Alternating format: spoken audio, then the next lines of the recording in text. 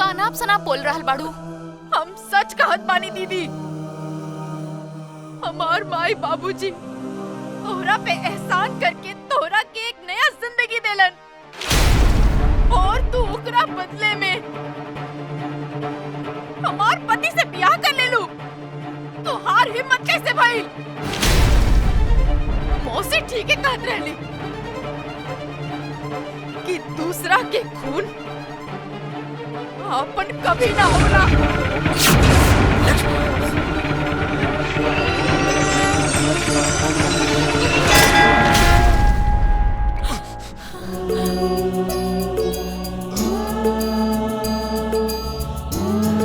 सागर कब दूर होला मोती से, दिया कब दूर होला ज्योति से।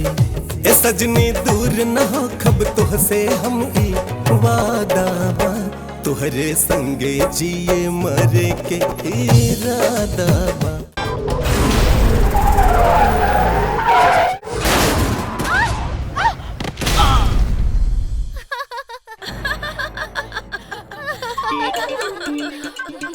अरे ओ बबुआ, तोहरा के घायल करे वाली कबही के निकल गई आ तू ओकर सपना देखत बाड़ा।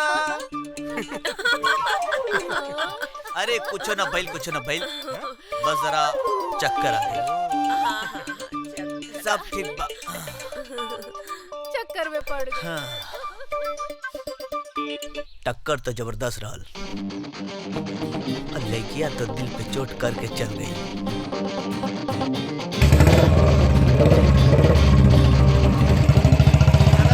हाँ चला चला अब हम अपन दुकान संभाली। लक्ष्मी,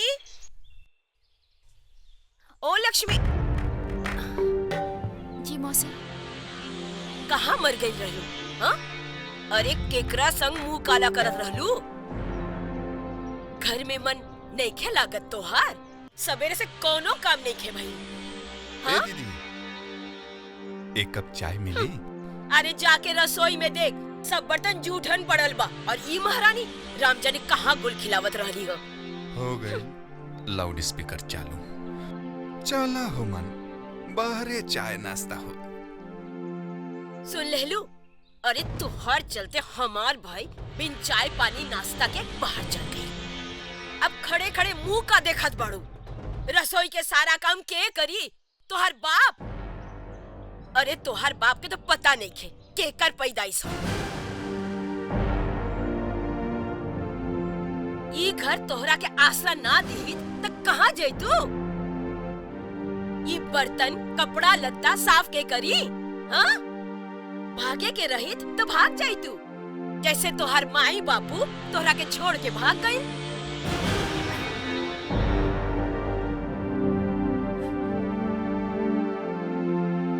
राम जाने कौन से जन्म के पाप हमरा बहन पे सवार रही जो तोहरा के घर में ले आई। का भइल मौसी? काहे इतना चिल्लात बाड़ू? दीदी तो हमरा साथे गइल रहली। और का दीदी घर के सारे काम का ठेका ले ले बाड़ी का? बित्ते भर की बंदरिया। हाँ? हमरा के सिखाई कि हमरा के का करे के चाहिए और का नहीं। हाँ? तोहरे मर्जी से घर चले का? काहे चिल्लाता रू मंगला? कोनो लाज शर्म बाकी ना? ई जवान लड़की से जवान लड़ाओ तारू, बाहर तकले बोली सुनाता तहार। देखो ना बाबूजी, दीदी हमरा साथे बाहर का चल गईली। ई मौसी तो पूरा घर सर पे उठा ले ले बाड़ी। कोनो बात ना राधा, अपना से बड़ लोग के साथे जबान ना लड़ावे की चाहिए। इनकर कहला में ही अपन भलाई बढ़ुए।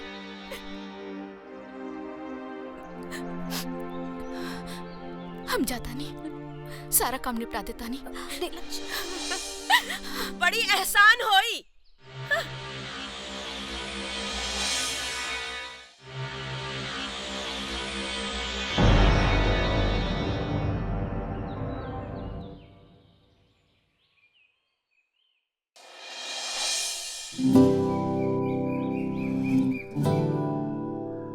का हो मुनीम जी, का लगा था? ई बार सूद टाइम पे आ जाई। ई बार तो मौसम भी किसानन के खूब साथ देले बा। मालिक, उम्मीद तो यह बाटे कि ई बारी फसल बहुत बढ़िया हुई। जब किसानन के घर भरी तो हमनियों के घर भरी। होके दीवाना दिल प्यार में तोहरे, आगे पीछे डोले डोले डोले डोले, होके द प्यार हले हले हले। का बात बा बबुआ, आज बड़ा खुश लागत है। हाँ माई, आज हम बहुत खुश बनी। काहे? काहे के होके द प्यार हले हले हले, होके द। वाह, ई देखा लाट साहब के नाचत बाड़न। रउआ चुप रही, जब देखी तब हमार लइका के डांटत रहेली। जा बबुआ कमरा में जा। हाँ, रउआ अपन उमरिया भूल गई नी। रउआ छोट उम्र में का करत रहनी। अरे लइका जवान बा, ऊ न नाची गाई त का रउआ नाचब। अरे तू तो दूसरे गियर पकड़ ले। हमार बात कहे के मतलब ये रहा। हम कहतानी कि घर में जल्दी से पतोहू ले आई। अरे मुनीम जी, आप तो ई काम में माहिर बानी। जल्दी से हमरा राज खातिर कौनो नेक खानदान के लड़की ढूंढ दी। समझ गई नी मालकिन, हम आजई से निगाह दौड़ावतानी। न न न न न न न। का मुनीम जी, ये का करत आरो? मालिक, उ निगाह दौड़ावतानी। जौन काम हम कहले बानी पहले वो करो। जी मालिक। आइल बात समझ में? आ गई। वाह दीदी, खाना खा के तो मजा आ गई। साचो तोहार हाथ में तो जादू बा। बस बस, ज्यादा तारीफ मत करा, न तो फूल के गुब्बारा हो जाई। दीदी, अरे बाबूजी। अरे तू रहे दा बिटिया, जा जाके तू दोनों आराम करा। मैं हम कर देता नहीं। लक्ष्मी बिटिया, राधा बिटिया, तुम लोग अपना कमरा में जा बेटा। ठीक बा, चला दीदी आवा।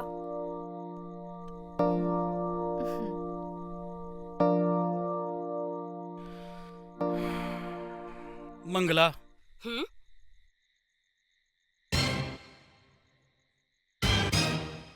एक बात कान खोल के सुन ला। हमरा नजर में लक्ष्मी और राधा में कोनो अंतर नहीं है, और घर के सारा काम की जिम्मेवारी सिर्फ लक्ष्मी के ऊपर डाल दी हल, ई ठीक नहीं है। हम तो बस ई घर के भलाई चाहत बानी, पर एक बात कान खोल के सुन लो जीजा, कि दोसर के खून कभू आपन ना होला।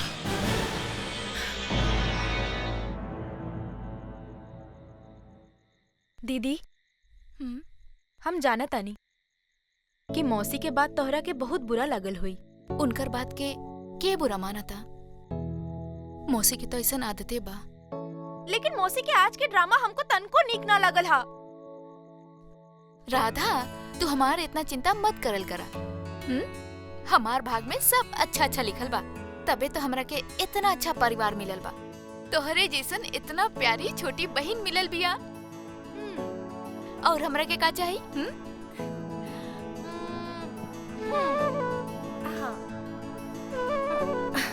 हम बताई तोहरा के का चाही?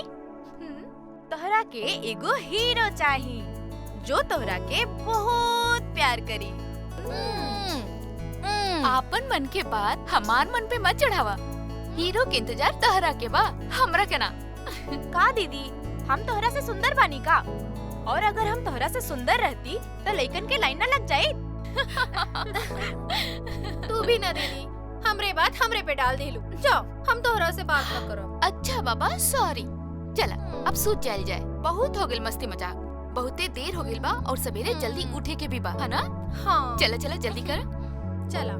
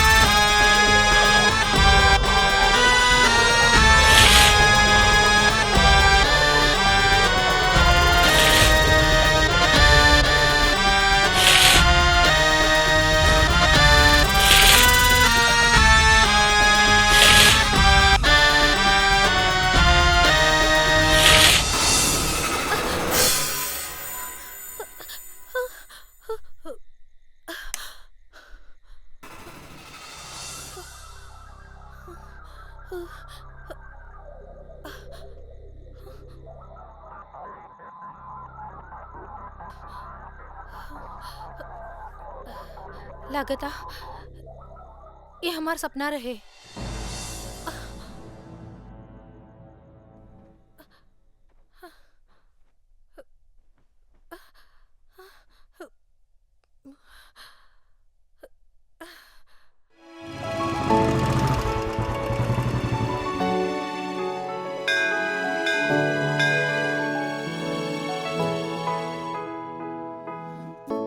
माई अरे वाह बबुआ, ये तो बहुत बढ़िया काम कैला।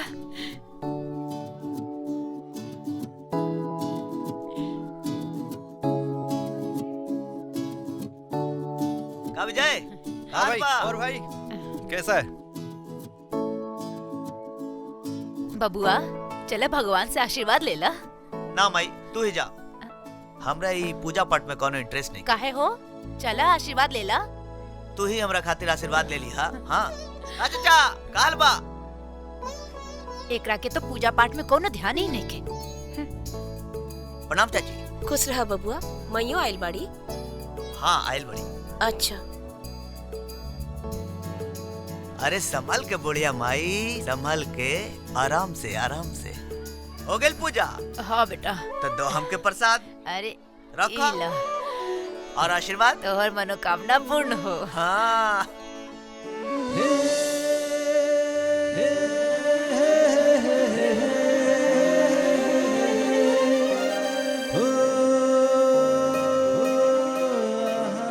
मनोकामना तो पूर्ण हो गई बुढ़िया माई।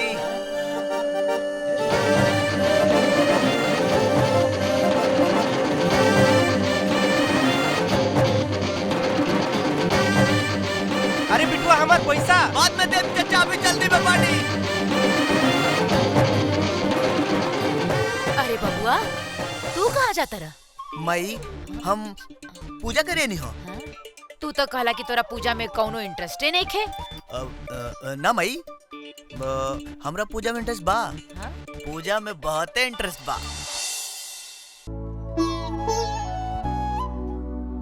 जा फूल चढ़ा दा, आशीर्वाद ले ली। हाँ, हाँ।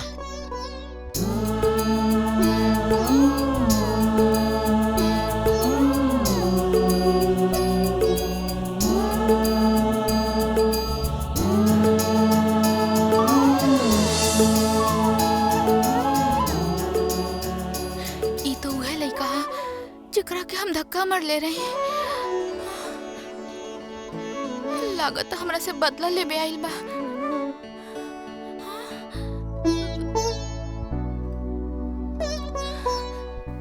ऐसे ही हमरा के देखत रहबू तो तोहरो हमरा से प्यार हो जाई।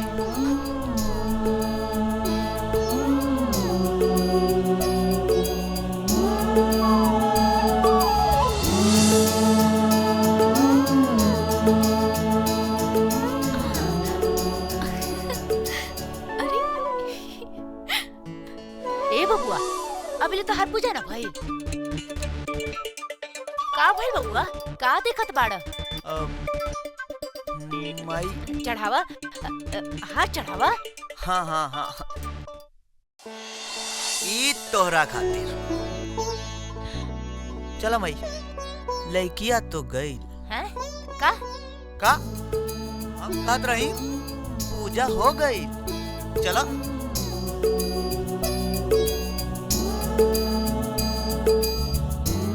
खुश रहा। चला। तोहरा के नाम आई, हम भगवान के प्रणाम करत रही। हट बदमाश कहीं के। बदमाश कहीं। ई गुरु महाराज आ गइलन राहु के साथे। अरे ई तो चंडाल योग बन रहल बा। हे भगवान, ई कैसन कुंडली बन रहल बा हमरा हाथ से। भगवान बचाई बला से। अजी सुना तानी? ला, जब कोनो काम करे बैठा तब इनकर कंठ फूट पड़ेला। अजी सुना तानी कहीं जिंदगी भर दूसरे की कुंडली बनावत रानी, कभी आपन बेटी के कुंडली बनावे की सोचनी? हाँ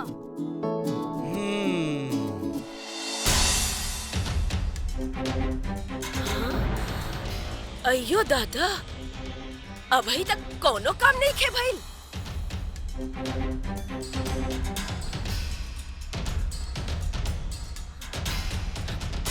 ना तो खाना बनल बा, ना बर्तन धुलल बा, ना कपड़ा लत्ता धुअल बा और ना ही झाड़ू पोछा कइल बा। हाँ, सभी काम हमरा के करे के पड़ा था। हमरा बस चली तो एकरा के मार मार के खाल खींच ली, पर का करी? ई जीजा जी बेटी बेटी करके सर पे चढ़ा के रख ले बा ओकरा के। अब भाई हम जाता नहीं, दीदी के बुला के ले आवता नहीं, दिखावता नहीं। ई लड़की कितना देहचोर हो गई बिया। ये तो बहुत ही अच्छा बात बा। हरी भाई, राम बाबू की लड़का से लक्ष्मी के ब्याह की बात चली है। अगर राम बाबू के घर के लोग लक्ष्मी के पसंद कर ली हैं, तो लक्ष्मी की जिंदगी बन जाई। बिन माई बाप के लड़की के जिंदगी संवर जाई। का कहलू है?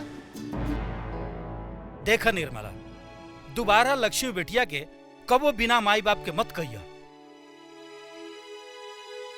और एक बात कान खोल के सुन ला, जिंदगी में ई बात तोरा जुबान पर कबो ना आवे के चाहिए। अरे हम ही या तू ओकरा के मिल के पल्ले पोसले बानी जा, अनाथ आश्रम से गोद लेके आइल बानी जा। देखा, हम ही या तू ओकर माई बाप हई जा, समझ लो कि ना? अरे बाप रे, एक अनाथ आश्रम से ले आई लड़की के इतना बड़ा रिश्ता। ना बाबा ना, ये लक्ष्मी के शादी इतना जल्दी हो जाई तो फिर घर के सब काम हमरा माथा पे चढ़ जाए। फिर हम सारा दिन झाड़ुए पोछा बर्तन में लागल रहब का?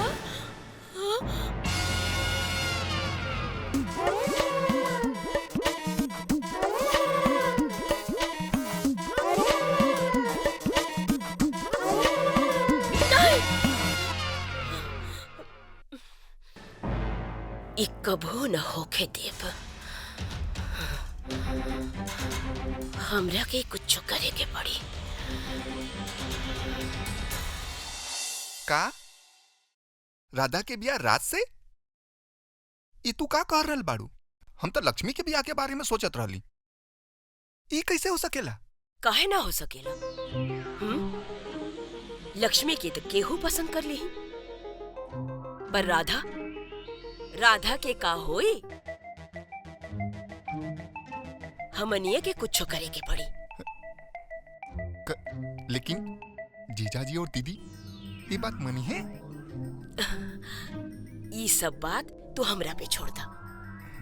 जैसे जैसे हम कहब वैसे ही तोहरा के करे के पड़ी।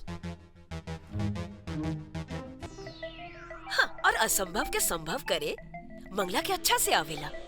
तोहरा के टांग अड़ावे के जरूरत नहीं की।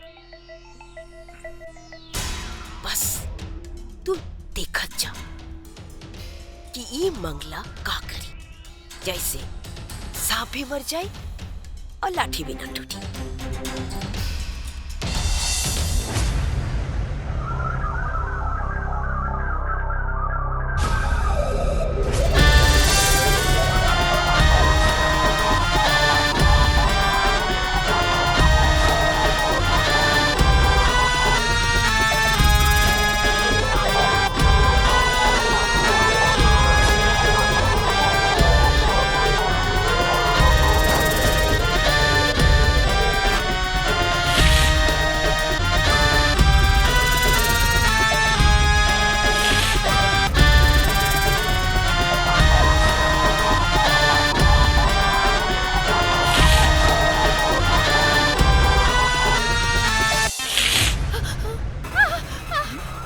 राधा, हाँ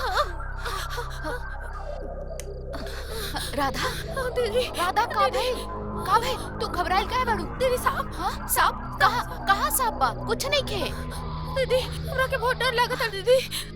देखा इजा कोनो सांप नहीं खे, कुछ नहीं खे। तू कोनो बुरा सपना देख लो। दीदी राधा हम हैं इजा, हाँ हम हैं इजा, कुछ ना होई। कोनो सपना बा इजा। हमरा के लागता कोनो सांप हमरा के डसे के कोशिश करता दीदी। राधा कुछ नहीं तोहरा, हम है ना इजा, हाँ हाँ तोहरा कुछ ना होई।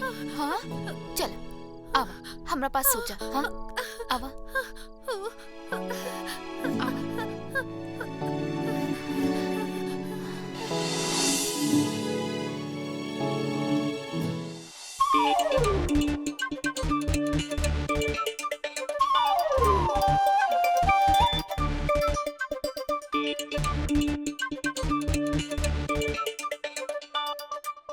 कब से इंतजार कर रहल बानी, अब तक ना आईली। कहीं आके चल तो ना गेली? उनकरा के दिखले बिना मन बहुत बेचैन होता।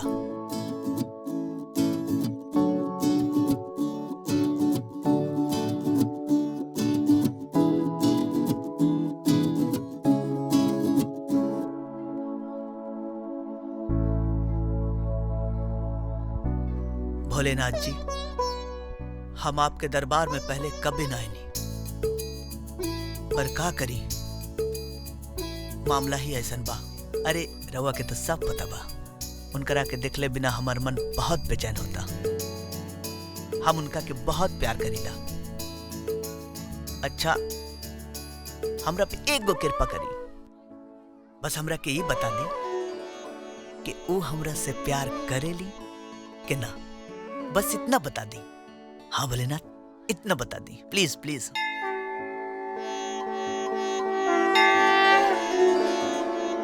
जय हो भोलेनाथ जी की जय हो। वाह, क्या आइडिया दिया है, थैंक यू। समझ गए ना का करे के बा? अरे हाँ भैया, हम सब समझ गए नी। गुड, देखा कोनो गलती ना होवे के चाहिए। अरे ना भैया, कोनो गलती ना हुई। Ready ready, good good. आ गई आ गई आ गई आ गई। शुरू शुरू शुरू शुरू।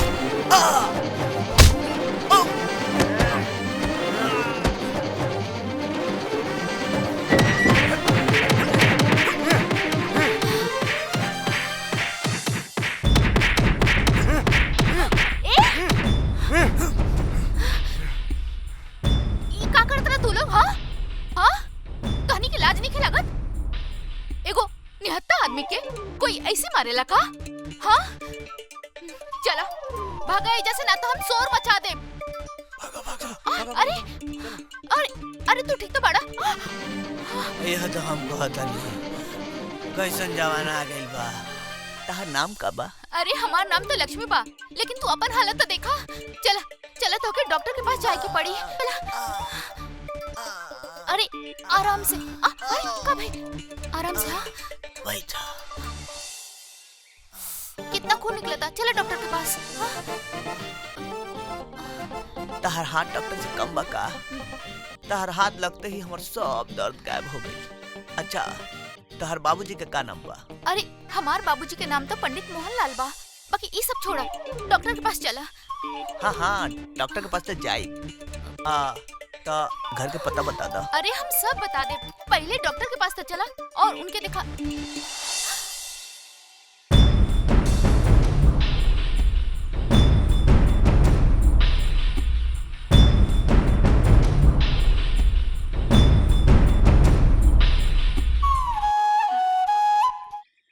अरे भैया, तुहार तो काम हो गई, अब चला हमार फटाक से पैसा दो।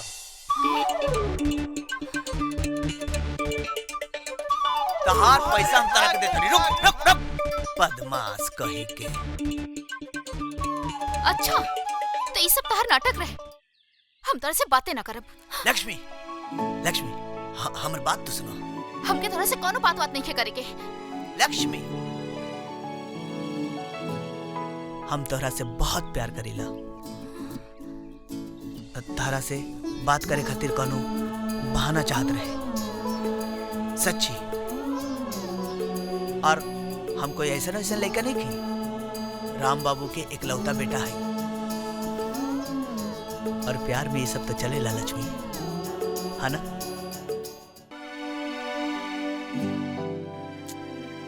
अरे मुनीम जी, ई का दिखावतानी? ऐसन लड़की से हमारा आज के ब्याह होई। अपना पिटारा में से कोनो नीक लड़की के फोटो दिखाई। मालकिन, टेंशन काहे लेत बानी? रुकी।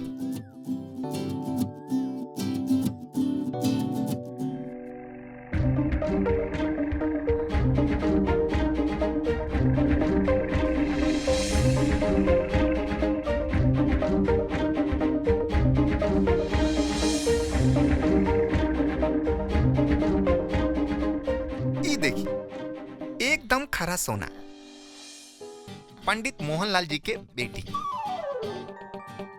मालकिन, ये हमार भगनी है, एकदम पढ़ाई लिखाई घर के काम काज करे में निपुण बानी।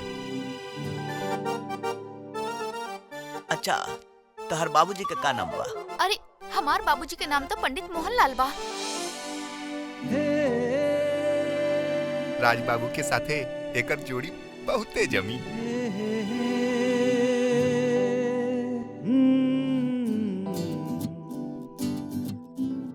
ई बात तो ठीक बा मुनीम जी, लेकिन रउआ हमार बात के बुरा ना मानब। रिश्ता हमेशा बराबरी में होखेला। लेकिन पंडित जी तो विमला ऐसे ना बोले के। पंडित मोहनलाल जी की हैसियत में कोनो कमी नहीं है।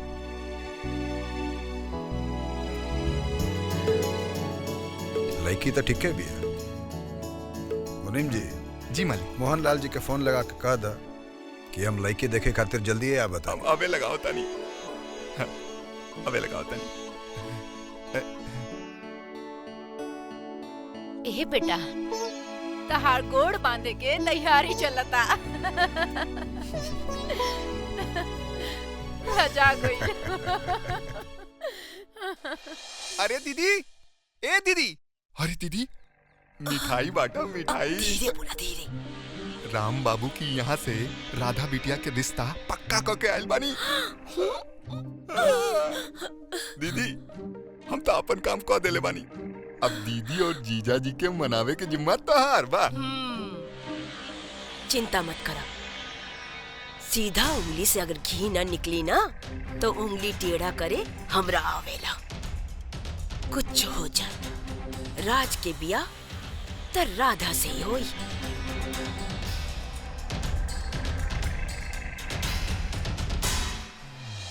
निर्मला, अबही से राधा के कुछो कहला के जरूरत नहीं खे कि लड़का वाला देखे आवता। कहा ना लक्ष्मी के बता दी। और ई तो बिल्कुल न बताइहा कि राम बाबू के परिवार आ रहल बा। ऊ कहा ना कौन के नजर लग जाई। लेकिन दीदी, इतना ठीक बात नहीं खे कि बड़ बेटी के घर में बिठा के छोट बेटी के ब्याह कर दी। कर ही के पड़ी निर्मला। वो कहा ना कि राम बाबू के परिवार में अपन राधा बिटिया बहुत सुखी रही। लेकिन दीदी, लेकिन वेकिन कुछ ना। जैसे जैसे हम कहतानी वैसे वैसे ही तू करिया बस। आपन हरी भाई राम बाबू के यहाँ आपन बेटी के ब्याह के बात कर ले बाड़न। हाँ भाई, हाँ जानता नहीं। वो कल ही देखे आवत बाड़न। देखा निर्मला, हाँ। एक बात के ध्यान रखिए, राम बाबू के परिवार के खातिरदारी में कोनो कमी ना होके के चाहिए। वैसे भी हमार लक्ष्मी बिटिया बड़ी भाग्यशाली बिया। याद बा निर्मला, जब हम ओकरा के अनाथ आश्रम से लेके आईनी तब राधा बिटिया के जन्म भई। हमरा बिजनेस में दिन दुना रात चौगुना बढ़ंती भई। देख लिया, जब हमार लक्ष्मी बिटिया राम बाबू के परिवार में पतोही बन के जाई नु तो उनहु के घर भर जाई।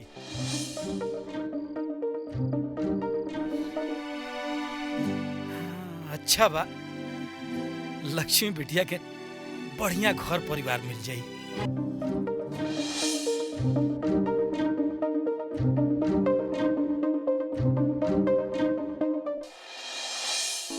आई आई मालिक। जीजा जी, राम बाबू। प्रणाम प्रणाम। प्रणाम मोहनलाल जी। आई आई बैठी, आई आई।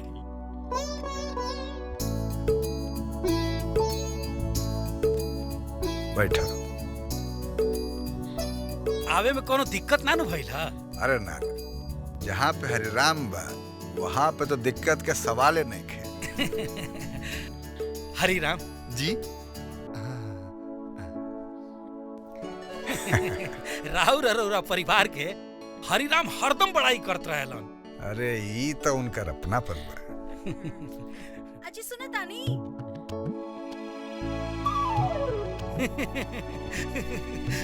जब हम कोनो काम शुरू करी लेनु तो यही लेखन आवाज आवेला, अजी सुना तानी।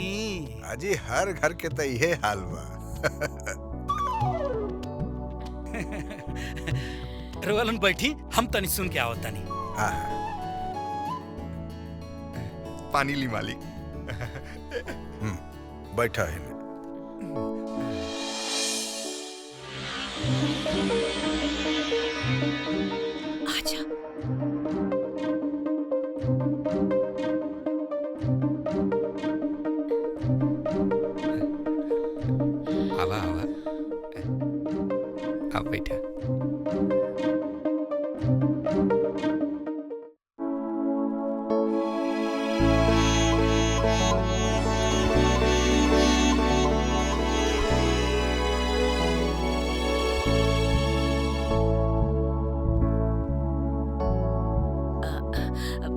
बिटिया पैर छुआ।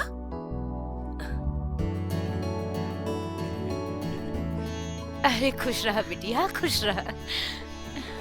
बस बस बेटा, खुश रहा। अरे एजे बेटा, एजे बैठा। ई तो साक्षात लक्ष्मी के रूप बिया। ना ना ना ना, ना। एकर नाम लक्ष्मी ना, ई तो राधा बिया। बहुत ही गुणकारी बिटिया। राज और राधा की जोड़ी खूब जमी। काहे? ई बात तो बा, हरि राम जी के मिलाए जोड़ी केहू ना काट सकेला। हाँ। का बात बा कहा? वो हम का कहा था नहीं कि हरि भाई के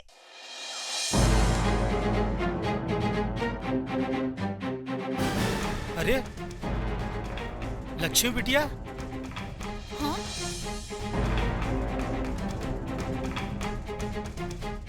लक्ष्मी बेटा, जी बाबूजी। तू यहाँ का करता रू? तैयार काहे न को भइल अभी? का बात बा बाबूजी? का हो? तू लक्ष्मी बिटिया के बतौलू हो ना का कि एकरा के देखे खातिर राम बाबू के परिवार आइल बा? जा बेटा, जल्दी से जाके तैयार हो जा। सुनी जी, उकताई मत। लक्ष्मी तैयार होई ना, पहले मेहमान के चाय पानी तो करे दी। जा बेटा जा, तैयार हो जा। जा बिटिया।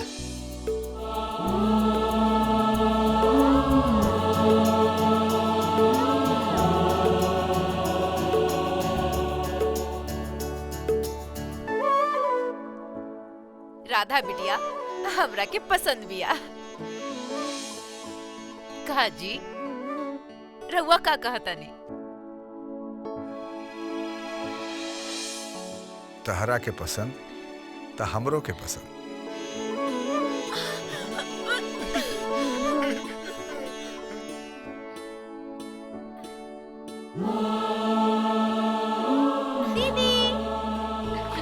दीदी आज हम बहुत खुश बानी।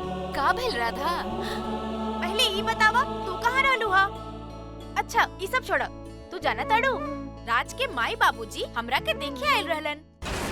हाँ, और उ लोग हमरा के पसंद कर लीले बाड़न।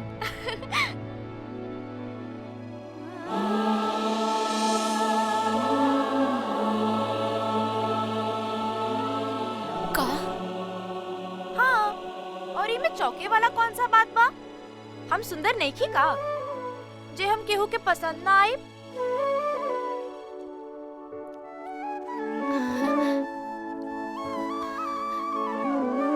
ना राधा, तू तो बहुत सुंदर बाड़ू। लेकिन आपन दीदी से कम।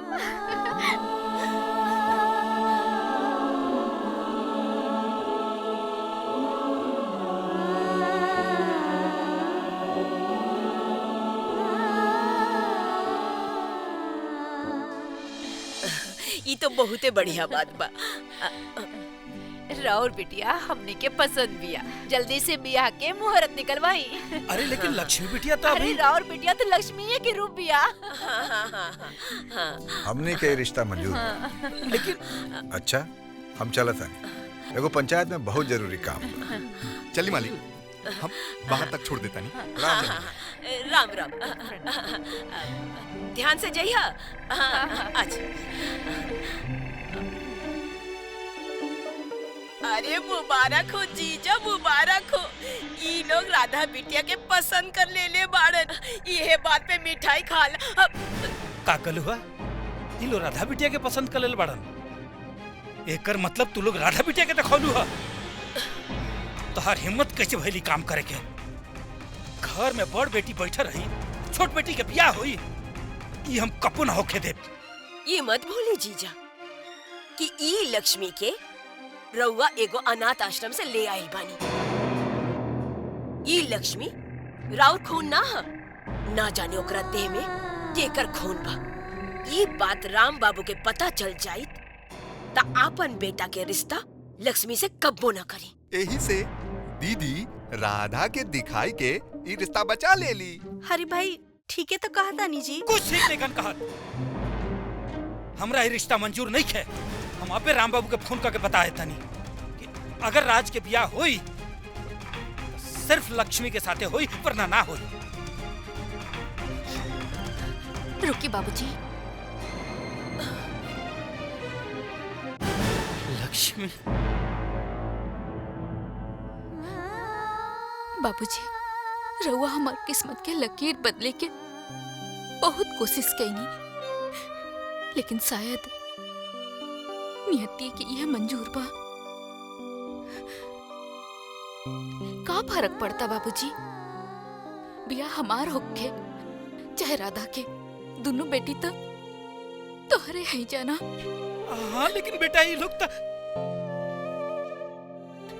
शांत हो जाई बाबूजी, शांत हो जाई। जी कुछ भी सामने बा ओकरा के सच मान के स्वीकार कर ली। राधा ही शादी से बहुत खुश बिया और ओकर खुशी के खातिर हम कुछ भी कर सके नहीं बाबूजी। मान जाए बाबूजी, मान जाए।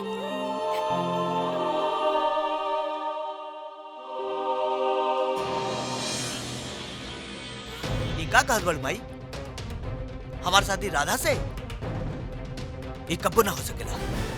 काहे ना हो सकेला? राधा में कोनो खोट बा का? ये बात नहीं खे। का बात बा? हाँ बोला। हम दरअसल हम लक्ष्मी से प्यार करीला। हमार ब्याह होई तो लक्ष्मी से होई। हम लक्ष्मी के वचन दिले बनी। और हमार जवान के कोनो कीमत नहीं खे। हाँ? कान खोल के सुन ला बेटा, अगर तुहार ब्याह होई तो सिर्फ राधा से। हमार इज्जत के बात पा। पर बाबूजी ये हमार प्यार के सवाल बा। अच्छा तो तुहार प्यार के खातिर हम अपन इज्जत दांव पे ना लगाई ना। लेकिन बाबूजी बस अभी बात पे और बहस ना होई। हम मोहनलाल जी के जबान देले बानी और हमार जबान ब्रह्मा के लकीर बा, जे कौनो कीमत पे ना मिट सकेला।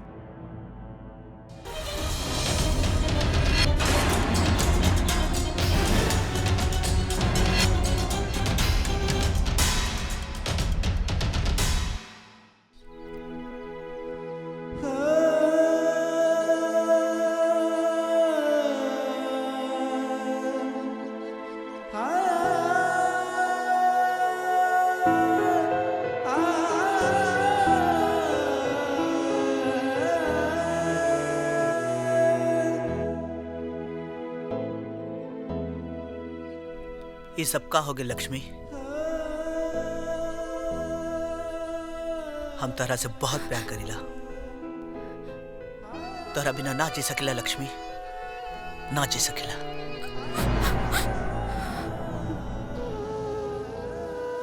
प्यार तो हम तोहरा से बहुत करे नी राज।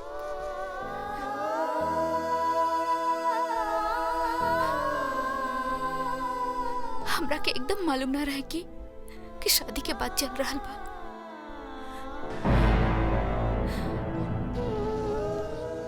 जवन हो गए ओकरा के सत्य मान के स्वीकार कर ली जा।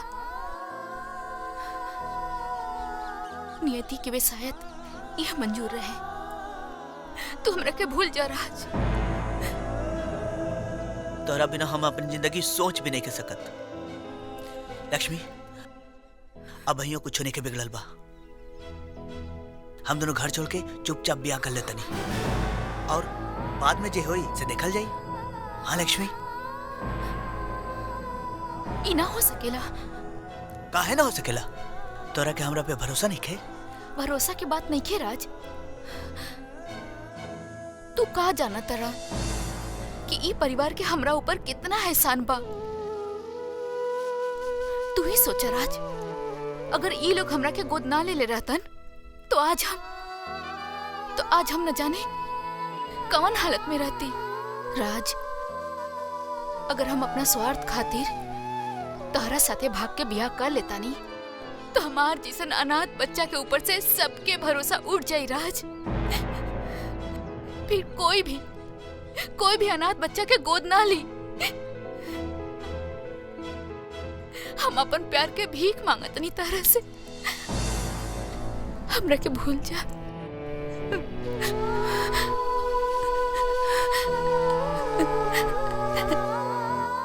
राधा के अपना ला।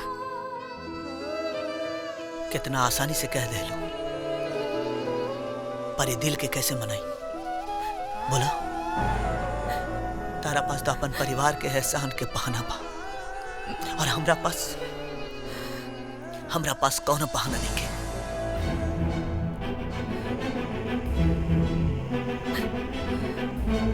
हम तोरा के भूल तो ना पाई लक्ष्मी, कब ना, पर जा,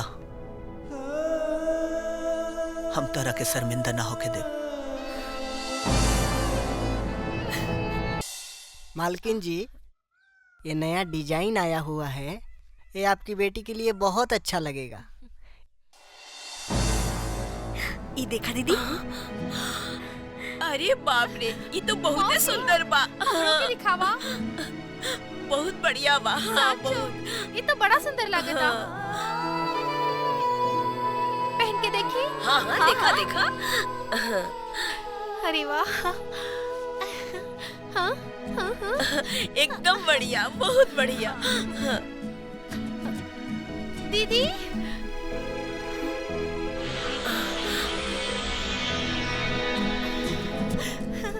दीदी, तो हेजा का करत आड़ू? अरे राधा, अरे चला ना दीदी। दीदी, ये देखा, ये जेवर हमरा पे कैसन लागता? बहुत सुंदर बा राधा, है ना? राधा। हाँ मौसी। है ने आवा। हाँ।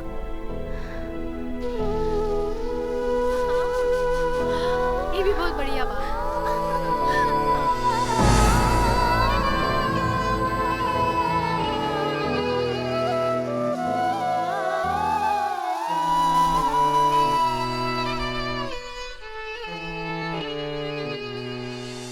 देखा लोग, सजावट में कोनो कमी ना होके के जाई।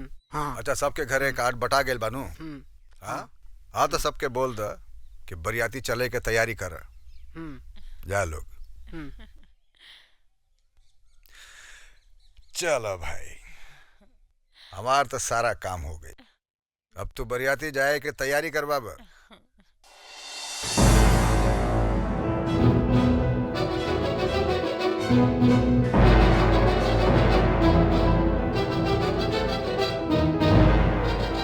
माई,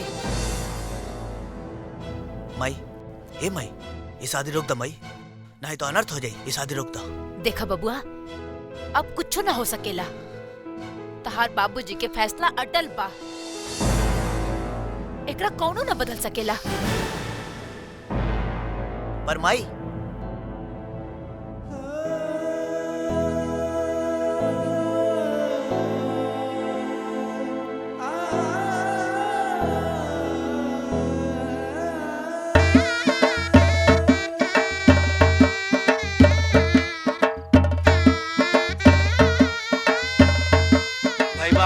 माने के पड़ी। मोहनलाल जी अपना छोटी बिटिया राधा के शादी बड़ी धूमधाम से कैलन, लेकिन एक बात समझ में ना आई, अपन बड़ी बिटिया लक्ष्मी के शादी पहले ना करके छोटी बिटिया राधा के काहे कैलन? ये तो रोवा ठीक कहत बानी, ये उनके परिवार का अंदरूनी मामला बा, हमका का करी को। दूल्हा दुल्हन का आशीर्वाद दे के आके ना। अरे सुना तनी, राधा बिटिया के विदाई का समय हो गइल बा, चली जा।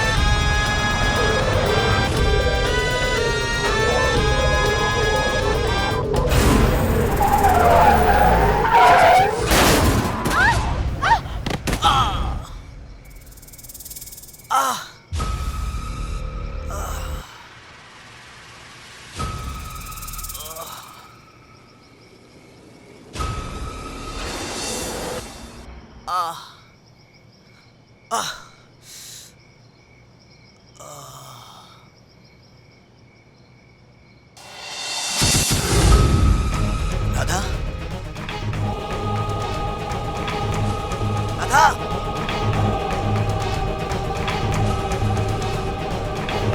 शंकर, शंकर, शंकर, शंकर, राधा,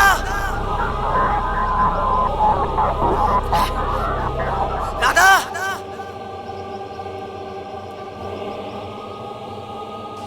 राधा।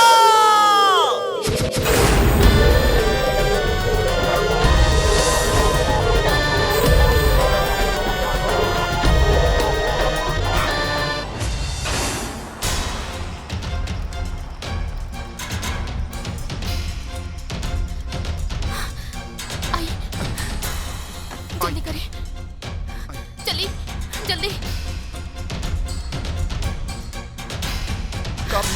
का भइल?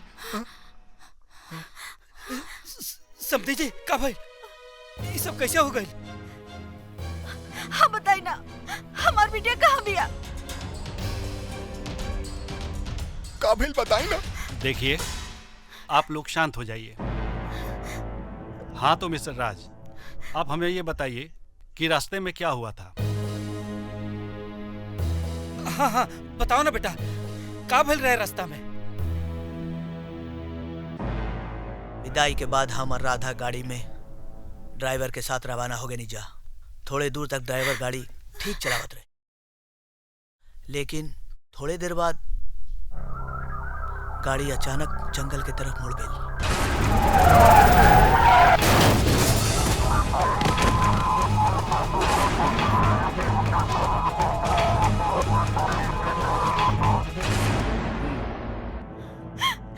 इंस्पेक्टर साहब, जल्दी से हमारी बिटिया की ढूंढ दी।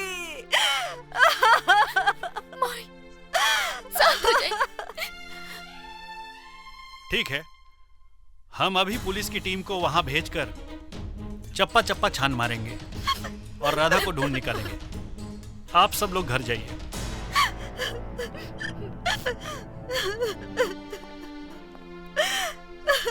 माई, धीरज रखा निर्मला, सब ठीक हो जाए, ठीक हो जाए सब। राजा ने हमारी बिटिया कौन हाल में हुई?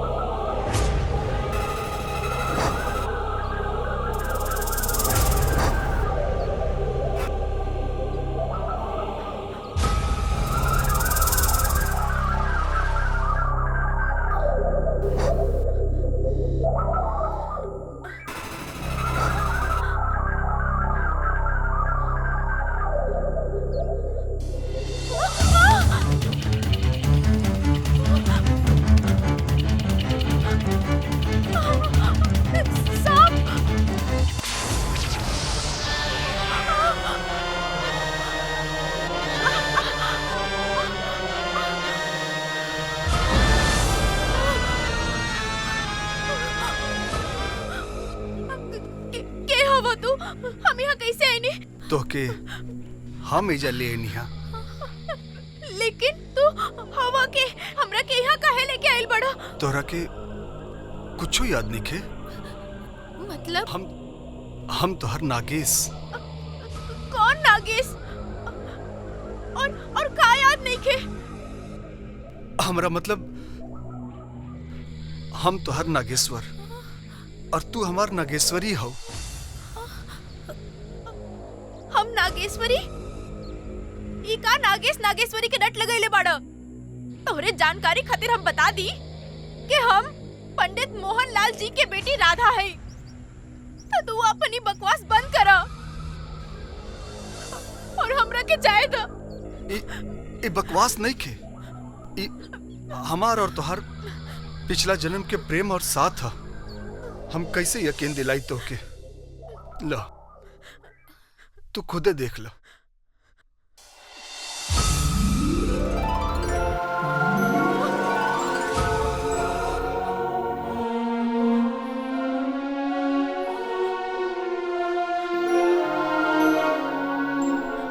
जब तक हमार प्रभाव तोहार देह पे पड़त रही, तोहरा के तोहार पिछला जन्म याद आवत रही।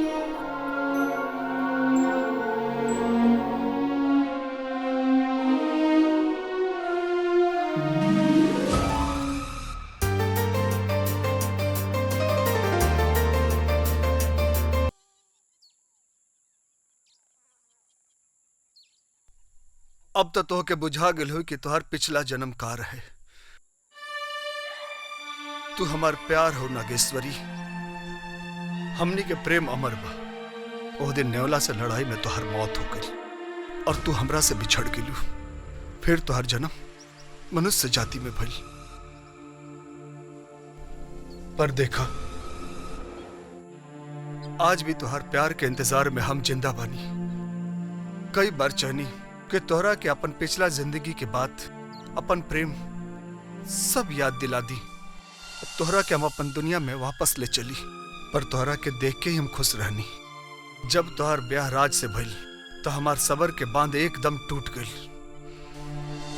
तब हम गाड़ी के एक्सीडेंट करा देनी, काहे कि हम जीते जी तोहरा के केहू के और के साथ ना देख सकीला। हमरा के ई तोहार और आपन पिछला जन्म से कोनो लेना देना नहीं खे। ई जन्म में हमार प्यार राज से भइल बा और ऊ है हमार पति हवन। उनकरा सिवा हम केहू के नहीं की जानत। राज, राज, राज, हमार राज कहाँ बाड़न? उनकरा के कुछ भइल तो नहीं के ना? तू का कइला हमरा राज के साथे? राज के कुछ होने के भइल, सही सलामत अपन घरे पहुंच गेल बाड़न। नागेश्वरी, वो तोहार पति ना, हम तोहार पति है। अब हमनी के केहू अलग नहीं कर सकत। आओ आओ, चली जा हमनी के अपन दुनिया में, जहां जन्मों से साथ रहनी जा। हम राज के बानी और राज के ही रहब। हम तोहरा के कोनो कीमत पे अपन पति ना मानब। हम इच्छाधारी नाग हई। हम अपन इच्छा शक्ति से कुछ कर सकता नहीं। हमार मर्जी के बिना तू एजा से कतहू नहीं जा सकत। और एक बात समझ लिया, तू अगर हमार ना होकबू तो हम अपन जीते जी, हम अपन जीते जी तोहरा के केहू के ना होके दे। कहूं से कुछ खबर ना आ रहल बा। दरोगा बाबू कुछ बतैलन का? मन में का अरमान सजवले रहनी, बहू के अइला से बेटी की कमी पूरा हो जाई।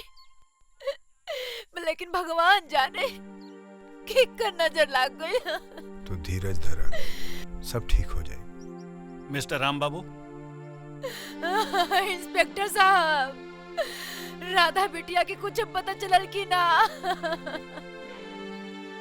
हमारी पुलिस टीम पूरे एरिया की तहकीकात कर चुकी है, लेकिन राधा का कुछ पता नहीं चला।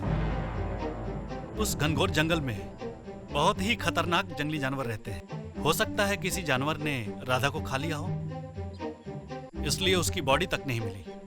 ना इंस्पेक्टर साहब, ना, ऐसा ना हो सकेला। ऐसा कुछ ना हो सकेला। मोहनलाल जी के का जवाब दे? राधा बिटिया घर में कदम रखे से पहले ही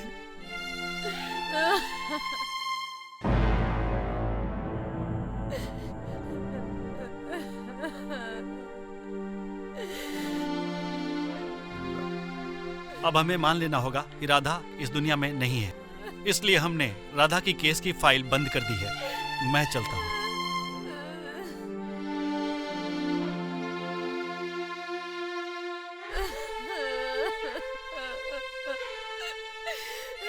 हमने के अब पंडित जी के खबर कर देवे के चाहिए। का भाई?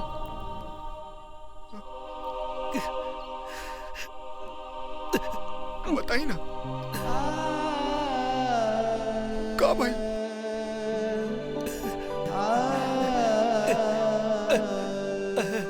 अनर्थ हो गई। कैसे अनर्थ हो गई? का भेल बाबूजी? राधा के कोनो खबर आइल बा का? राधा लौट के ना आई। ये बात मान लेवे के पड़ी, ये सच बा। बेटा, राधा भी दुनिया में नहीं थी। हे भगवान, ऐसे तो अच्छा हो कि राज के बिया हमरा साथे हो जाई, राधा के जगह हम गुम हो जाती, तो कम से कम राधा तो बच जाई ना। ये लक्ष्मी ठीक कहत बारी, अगर ये राधा के जगह हुई तो कम से कम अपन इकलौती बिटिया तो बच जाई। मनोज, बात मुंह से निकाला तारू, अब यो तार करिया ठंडा लिखेगा। हाँ? अपना करिया जवान पर लगाम था, इस सब का धैर्य हारा। ना जाने हमरे लक्ष्मी बिटिया से कौना जन्म के दुश्मनी बाय कर, जब देखा तब पीछे पड़ा रह ले। जा यहाँ से, उठ उठ। शैतान कहीं का। जीजा जी, इस समय नहीं खे एक दूसरे के कोसे के। अब सोची कि आगे क्या करे के बाद। अब क्या सोचेंगे बा? अब तो हमार बिटिया हमरा के छोड़ के चल गई। हम तो राधा के मुक्ति के बारे में सोच रहल बानी। हमनी के ओकर क्रियाक्रम कह देवे के चाहिए, ताकि ओकर आत्मा के शांति मिले।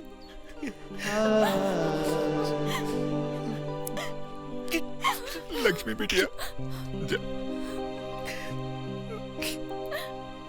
राधा के पुरान कपड़ा इकट्ठा कर, ताकि ओके अंतिम संस्कार कर दिया जाए। बाकी के 12वीं और 13वीं राम बाबू के घरे हो जाए।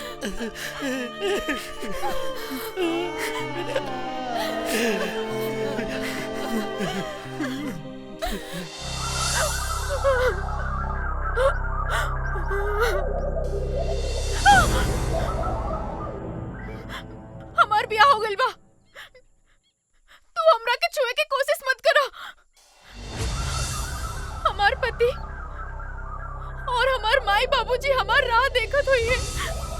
हमार पति बहुत परेशान हुई है, हमरा के ढूंढे खातिर ना जाने कहां कहां भटकत हुई है। हम तन और मन दोनों से राज के अपन पति मान लेले बानी। तू ओकरा खातिर हमरा के ठुकराव तरू? हमरा के उजे तारा के मरल समझ के अंतिम संस्कार कर रहल बा? तू झूठ बोल रहल बाड़ो। ठीक बा, तू अपन आँख से देख ला।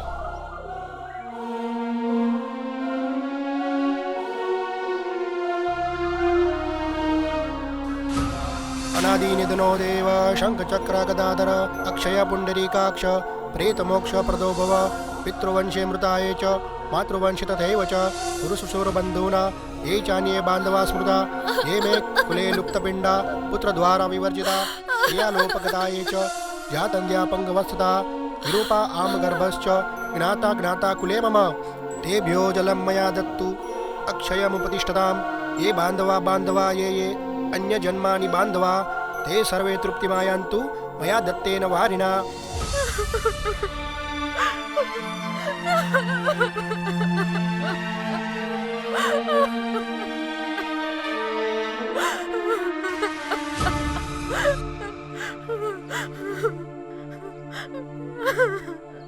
अब तो यकीन आ गइल कि हम झूठ नहीं बोलत। हमरा के अपन घर जाए दो, सब ठीक हो जाए। नागेश्वरी, जोन होके के रहे वो हो गई। अब भूल जा तू ओकरा के और अपन परिवार के। हमरा साथे चला, हमार दुनिया में आओ चलो। दूर रहो हमरे से। तुम्हारी मनोकामना कबो पूरा ना हुई। तो ठीक बा, राज खातिर तू हमरा के ठुकावत बाड़ू नु, हमरा के नु मार डालम राज के, खत्म कर दे।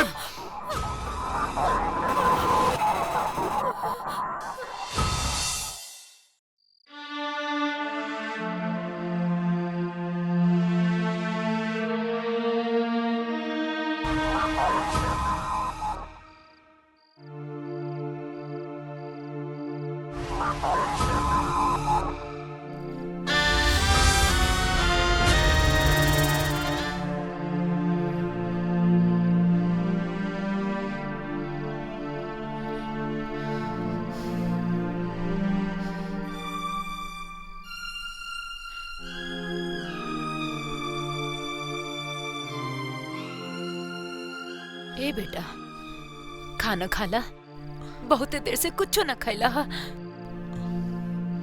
हमरा भूख नहीं खे। ऐसे ना बोले के चाहिए। अब खाना से भला कौन सा बैर? कहता नहीं ना हमरा भूख नहीं खे। माई, हमरा के अकेले छोड़ दे। कब तक ऐसे चलत रही बेटा? जे होए के रहे से तो हो गई। का हो गई? उहे नु जे तू लोग चाहत रहलू, सब तो तोहन लोग के कारण भइल बा। अरे तोहन लोग के ई होने के पता कि तोहन लोग एक साथ 3 जिंदगी बर्बाद कर देले बड़ा। हम तो लक्ष्मी से प्यार करत रही, राधा से ना। और ऐसा नियति के भी मंजूर ना रहे कि हम राधा से ब्याह करी। यही से तो राधा हमेशा के लिए हमरा से दूर हो गई। ए बेटा, हमने सब तो तुहार भला ही चाहत रहनी ना, लेकिन का माई? यही ना कि शादी के पवित्र बंधन में बंधला के बाद भी कच्चे डोर की तरह टूट गई नी। तुहार लोग के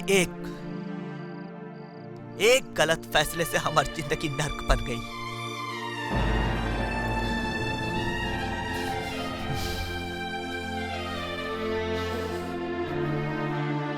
हमनी के तई न जानत रहनी कि ये सब हो जाए। सब जानत रहनी बाबूजी, सब जानत रहनी। तहनी सब लोग के मन में ठंडक पड़ गई ना। राधा तो अभी दुनिया में नहीं थी और लक्ष्मी की भी जिंदगी बर्बाद हो गई। सब खत्म हो गई।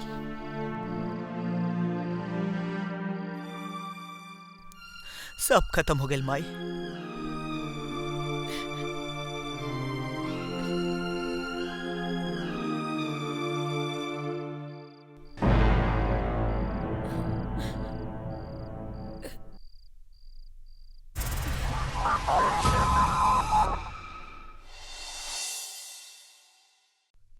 जीजा जी, राम बाबू, आई। प्रणाम। प्रणाम। बैठी ना। बैठी।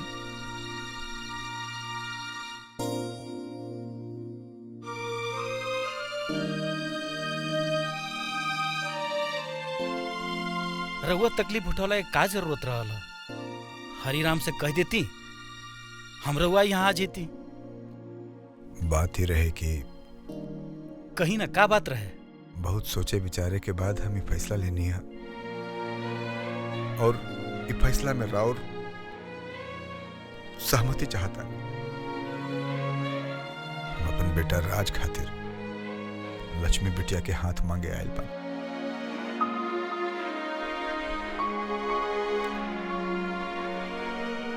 अचानक की बात रहुआ दिमाग में कैसे आइला? मोहनलाल जी, अब हमरा से अपन बेटा की हालत देखल नहीं खे जात। राधा बिटिया ते हमनी के छोड़ के पहले चल गई। ओकरा तो चाह कर भी हम सब वापस नहीं खिला सका। पर राज के तो पूरा जिंदगी पड़ल बा। राज के अब केवल लक्ष्मी संभाल सकेल और ये खातिर बहुत ही आस लेकर हम रउआ के पास आयल बानी और हमरा पूरा उम्मीद बा कि फैसला में राउर सहमति हुई। इमे सोचे के का बात बा जीजा जी, ये तो बहुत ही अच्छा फैसला बा। समझी जी, ये तो हमहू चाहत रहनी कि लक्ष्मी बिटिया के बियाह राज के संगे होखो, लेकिन नियति के ही मंजूर ना रहे। यही से राधा बिटिया के बियाह राज के संगे हो गई। अब हम का कहीं, रउलोनी जौन उचित समझी हुए ठीक बा। रउआ हमार मान रख ले। अब शर्मिंदा मत करी, अब ए से बढ़िया फैसला और का हो सकेला। जीजा हम कहतानी के चुप, एकदम चुप।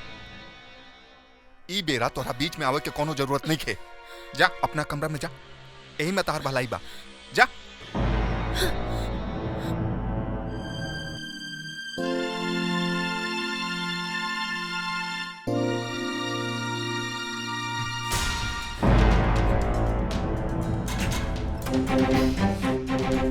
तोहार दिमाग खराब हो गइल बा का? ई का कर रहल बाड़ा तू? चुप, बिल्कुल चुप। ई जो आज सब हो रहल बा, ये सब बहुत पहले होके के चाहिए, पर ये सब तोरा कारण भइले। राज के ई हालत के जिम्मेदार तू हो और राधा के मौत के जिम्मेदार भी तू ही बाड़ू। तू अपन स्वार्थ के खातिर लक्ष्मी की जगह राधा के राज से बियाह करवा देलू। तोहरा अपना स्वार्थ के अलावा कुछ नहीं के बुझात। अरे न जाने लक्ष्मी से तहार कौन डाह बा जन तू ओकरे पीछे पड़ल बाड़ू। अरे कम से कम भगवान से तो डरो। ठीक बा ठीक बा, अब तू शांत हो जा। फिर चाहे तो राज और लक्ष्मी के ब्याह करा दिया।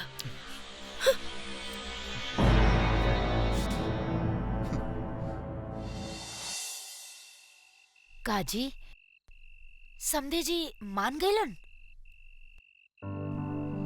हाँ विमला,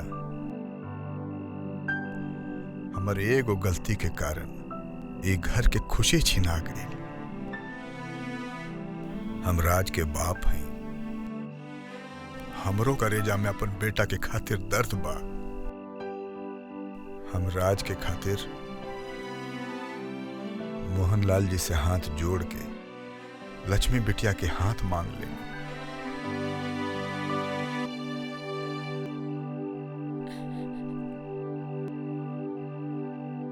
ताकि हम अपन गलती के सुधार सकी और राज की खुशी लौटा सकी।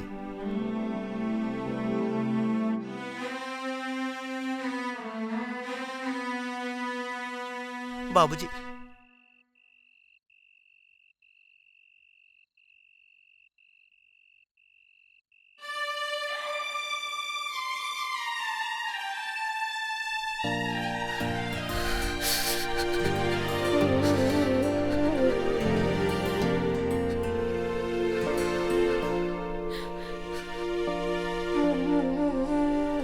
बाबूजी हमरा के माफ कर दे बाबूजी। हम तोरा के ना जाने का उल्टा सुल्टा बोल देनी। अब हमरा के माफ कर दी। ना बेटा, रोवे के नहीं खे, धीरज धरा, सब ठीक होई। अब जल्दी से लक्ष्मी बिटिया के बहू बना के हम घर ले आई।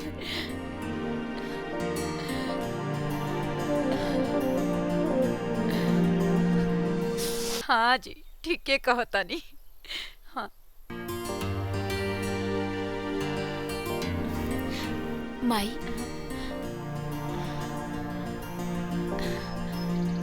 खुश रह बिटिया। खुश रहा, खुश रहा। माई, बाबूजी, हम और लक्ष्मी मंदिर से भगवान के आशीर्वाद लेके आ रहे बानी। वाह, ये तो बहुत बढ़िया बात बा।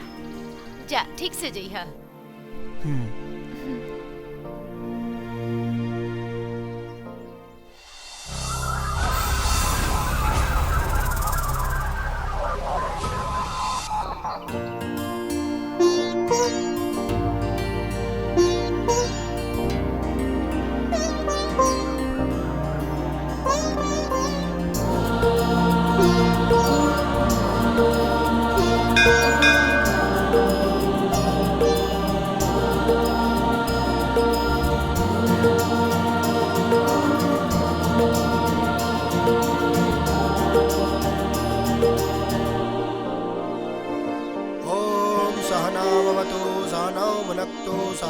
तत्सवितुर्वरेण्यं कर्वावहै तेजस्विनावतीतमस्तु मा द्विद्विषावहै ओम शांति शांति शांति।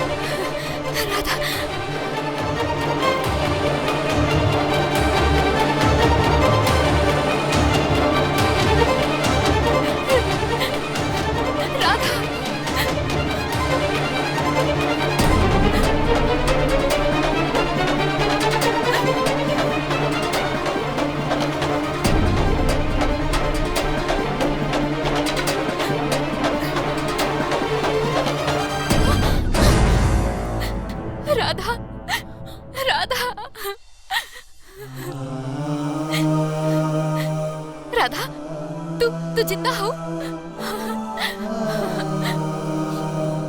राधा तू जिंदा हो? तू कहाँ गायब हो गई रहलू? हाँ, ताके पता है तोहरा ना रहे से एजे काका हो गई। बुझा त रहल बा दीदी,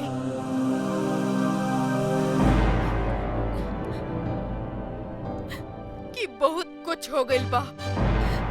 राधा, माई बाबूजी तोहके देखिए ना तो एकदम खुश हो जाइए। चला घर चला। छोड़ा हमरा के, हम सोच भी ना सकत रही कि तू हमरा साथे इतना बड़ा खेल खेलबू। ये मगरमच्छ के आंसू बहावल बंद कर। हमरा गायब होते ही तू हमार सुहाग से ब्याह कर ले लू। बोला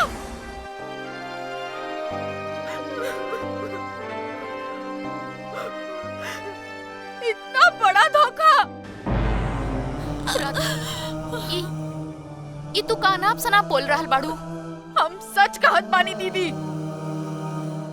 हमार माई बाबूजी तोहरा पे एहसान करके तोहरा के एक नया जिंदगी देलन, और तू ओकरा बदले में हमार पति से ब्याह कर ले लू। तोहार हिम्मत कैसे भाई? मौसी ठीक है कहत रहली कि दूसरा के खून अपन कभी ना होला, कभी ना। बस करा राधा, बस करा। बहुत बोल ले लू। ये तो लक्ष्मी बाड़ी के तो हर बात के बर्दाश्त कर रहल बाड़ी। अगर दूसर कोई रही तो तारा कुछ पता नहीं खे। दरअसल लक्ष्मी हमरा से प्यार करेली। हम हूँ लक्ष्मी से प्यार करेला। हमर माई बाबूजी लक्ष्मी के देखे खातिर तहर घर गईलन, लेकिन पता ना कैसे तहरा से हमर शादी पक्का कर देवल गई। लक्ष्मी धोखेबाज ना है, ये तो अपन प्यार के कुर्बानी देके तहरा खुशी के खातिर हमरा से दूर हो गई। और तू इनकरा के धोखेबाज कर रहल बाड़ू। अगर ये बात सच बा तो माई, बाबूजी और मौसी सबके जवाब देवे के पड़ी।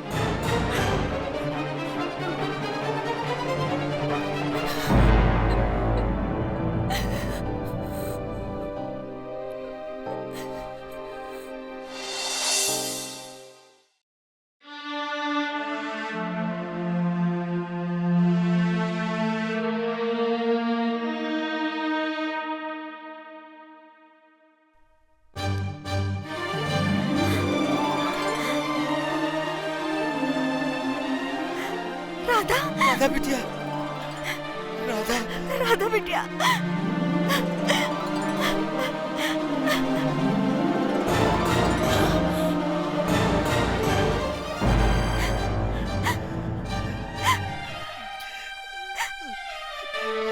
राधा बिटिया, तू जिंदा बाड़ू।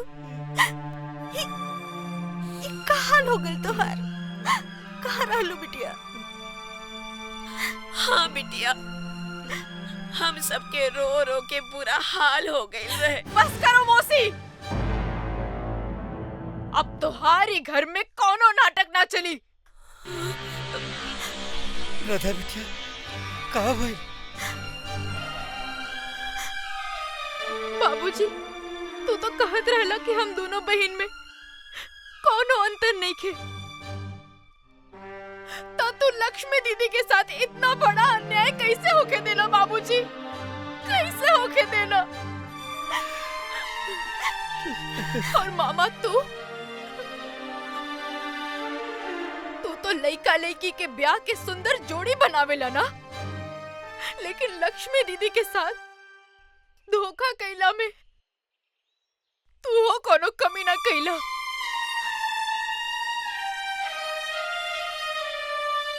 और माई,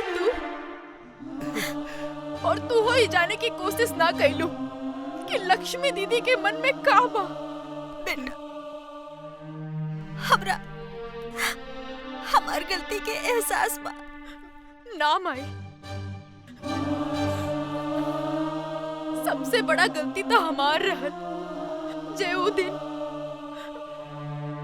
हम मौसी के बाद में आके रात से ब्याह करे खातिर हाँ कर देनी। का बात बा मौसी? बिटिया, हाँ, ये फोटो देखा। ये तो बहुत स्मार्ट और हैंडसम लड़का बा। लेकिन मौसी, तू हमरा के ये फोटो काहे दिखावत बाड़ू? ये लड़का से तोहार बाबूजी लक्ष्मी के ब्याह पक्का करत बाड़न।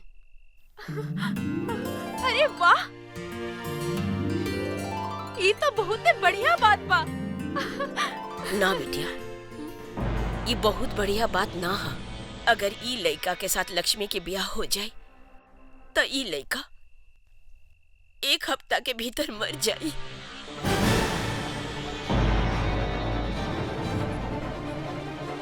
और लक्ष्मी विधवा हो जाए। ये का कहत बाड़ू मासी? हाँ बेटी, ये लड़का के साथ लक्ष्मी के ब्याह ना होके के चाहिए। ये लड़का के साथ तू ब्याह कर ला। ना मौसी, हम ही ना कर सकिनी। तू का चाहत बाड़ू कि लक्ष्मी एगो विधवा की जिंदगी जिए? अरे हमरा तरफ देख, ब्याह के 1 हफ्ता के भीतर हमार पति चल गईल और तब से लेकर अब तक पहाड़ जैसन जिंदगी बिता रहल बानी। एगो विधवा के जिंदगी का होला हमसे बेहतर के जाने। हम नहीं के चाहत कि लक्ष्मी हमरे जैसी जिंदगी बितावे, एगो विधवा की जिंदगी।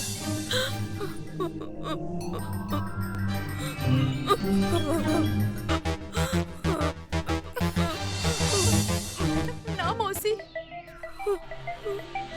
हमें ना होके दे। हम दीदी के विधवा के रूप में ना देख सकेनी। तू जैसन कहबो हम वैसे ही करब।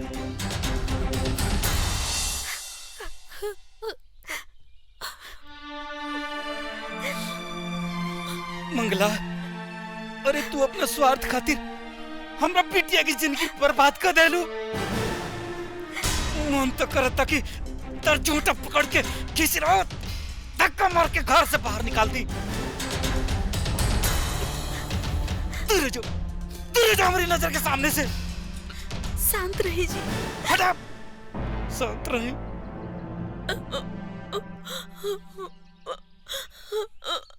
हमरा के माफ कर दी जीजा जी। वो तो राधा बिटिया के भलाई के खातिर हम ये सब कैले रहनी, पर सब गड़बड़ हो गई। मालिक मालिक, मंदिर में राज के सांप डस ले बा। ये जरूर नागराज के काम हुई। नागराज? हाँ बाबूजी, हम ये सब तोहरा के बाद में बताई, अभी हमरा के जाके पड़ी। बंसी, ई बतावा ई सब कैसे भइल? राज, राज आँख खोला, राज, राज आँख खोला। राज, देखा हमरा के, हम लक्ष्मी, राज।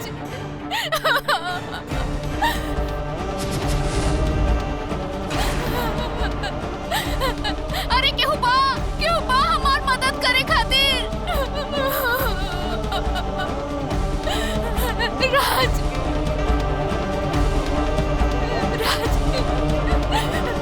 राज,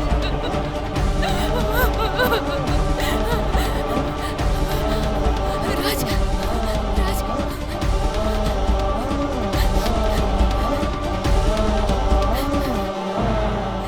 हे भोलेनाथ, हमार पति के बचा ली भोलेनाथ।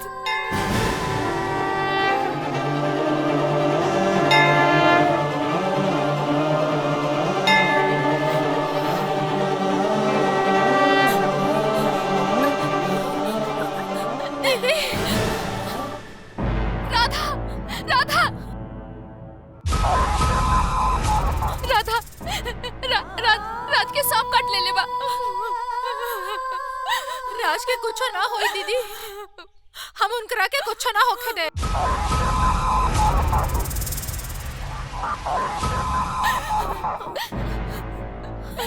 राज, राज, कुछ बोला, राज।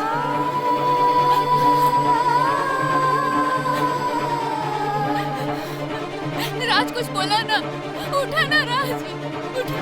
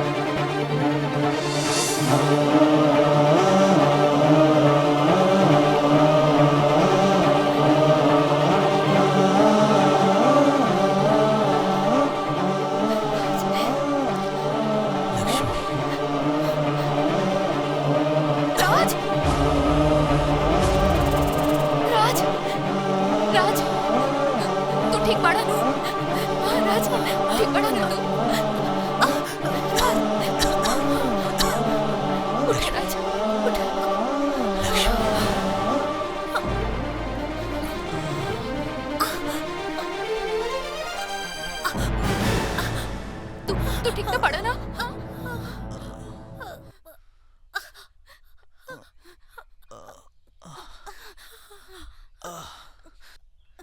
आराम से।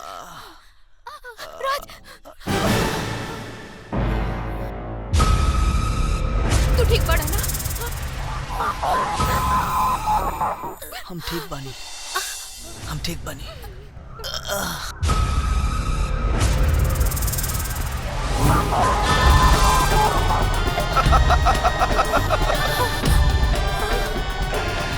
वाह राधा वाह, राज के तो तू बचा ले, लेकिन अब हमार जहर के असर तोहरा पर हो गई।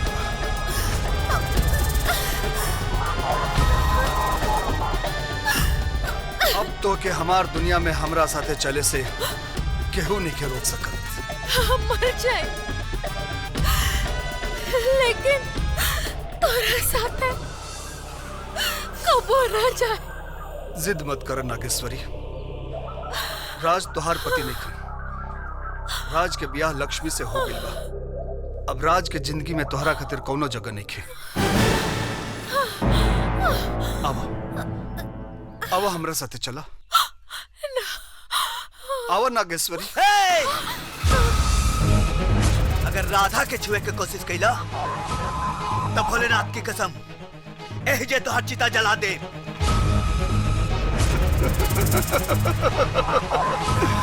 राज, तोहरा से हमार कोनो दुश्मनी नहीं है।